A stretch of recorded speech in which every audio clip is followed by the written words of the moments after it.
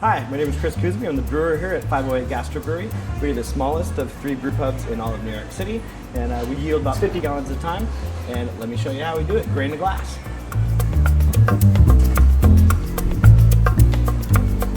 This is the 508 kitchen, over the kitchen through the woods.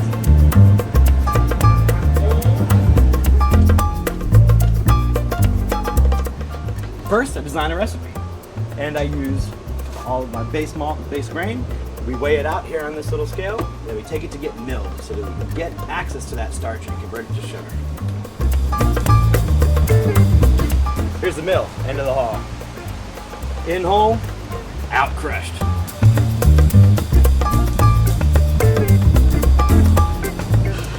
Then we get back to the brew house. Once the grain is crushed and milled, we take the water from our hot liquor tank that has been raised to a certain temperature.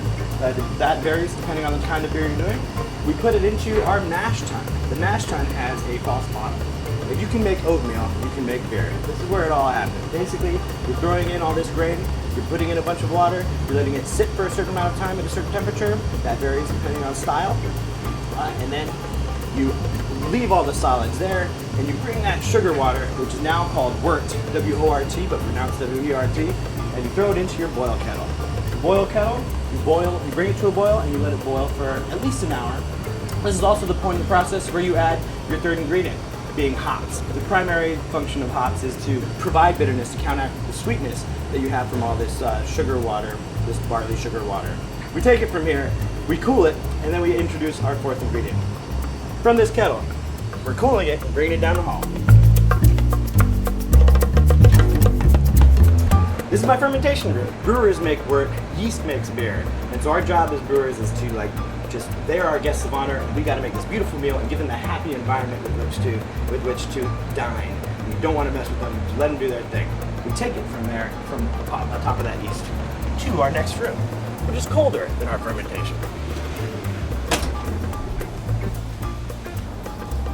Here's our cold room.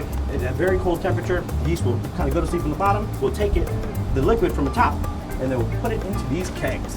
It is not yet carbonated. When we put it into these kegs, this is where we'll carbonate. So you see these are attached with these guys, that is attached to this.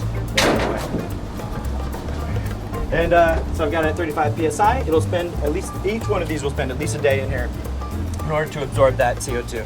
And then we bring these upstairs, right beneath the taps. We pour it, it's cold, clear enough, and we love it. Cheers.